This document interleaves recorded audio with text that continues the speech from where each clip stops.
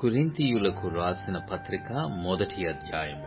దేవుని చిత్తము వలన యేసుక్రీస్తు యొక్క అపోస్తలుడుగా నుండుటకు పిలువబడిన పౌలును, సహోదరుడైన సోస్తెనేసును, కొరింథులోనున్న దేవుని సంఘమునకు అనగా క్రీస్తు యేసునందు పరిశుద్ధపరచబడిన వారై పరిశుద్ధులుగా ఉండుటకు పిలువబడిన వారికిని మనకును ప్రభువుగా ఉన్న మన ప్రభువైన యేసుక్రీస్తు నామమున ప్రతి స్థలములో ప్రార్థించు వారికందరికిని శుభమని చెప్పి వ్రాయునది.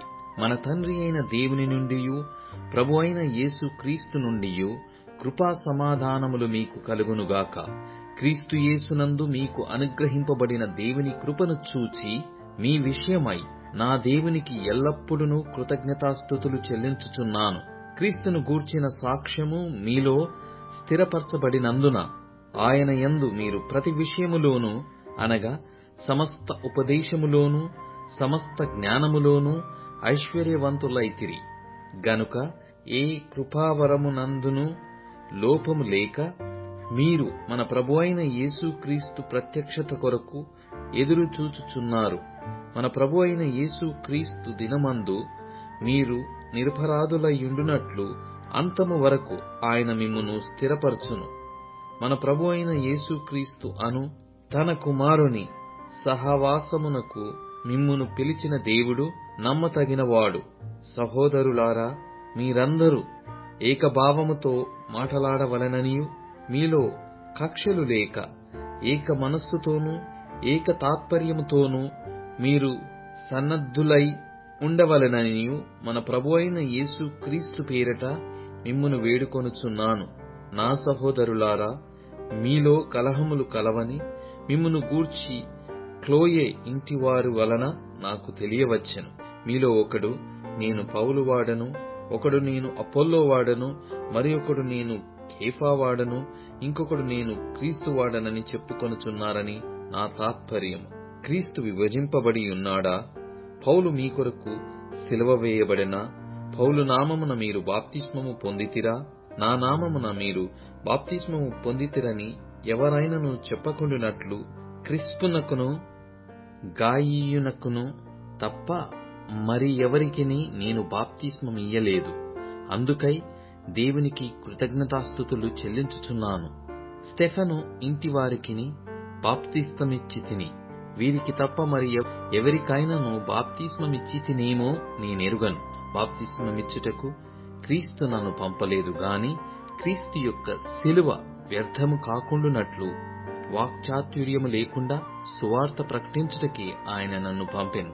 సిలువను గూర్చిన వార్త నశించుచున్న వారికి వెర్రితనము గాని రక్షింపబడుచున్న మనకు దేవుని శక్తి. ఇందు విషయమై జ్ఞానుల జ్ఞానమును నాశనము చేతును, వివేకుల వివేకమును శూన్యపరతును అని వ్రాయబడి ఉన్నది. జ్ఞాని ఏమయ్యను? శాస్త్రి ఏమయ్యను? ఈ లోకపు తర్కవాది ఏమయ్యను?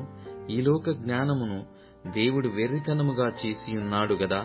దేవుని జ్ఞానానుసారముగా లోకము తన జ్ఞానము చేత దేవునిని ఎరగకుండినందున సువార్త ప్రకటన యను వెర్రితనము చేత నమ్మువారిని రక్షించుట దేవుని దయాపూర్వక సంకల్పమాయను. యూదులు సూచక క్రియలు చేయమని అడుగుచున్నారు, గ్రీసు దేశస్థులు జ్ఞానము వెదుకుచున్నారు.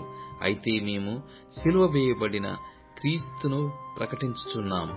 ఆయన యూదులకు ఆటంకముగాను అన్యజనులకు వెర్రితనముగాను ఉన్నాడు గాని యూదులకేమి గ్రీసు దేశస్థులకేమి పిలువబడిన వారికే క్రీస్తు దేవుని శక్తియును దేవుని జ్ఞానమునయ్యున్నాడు.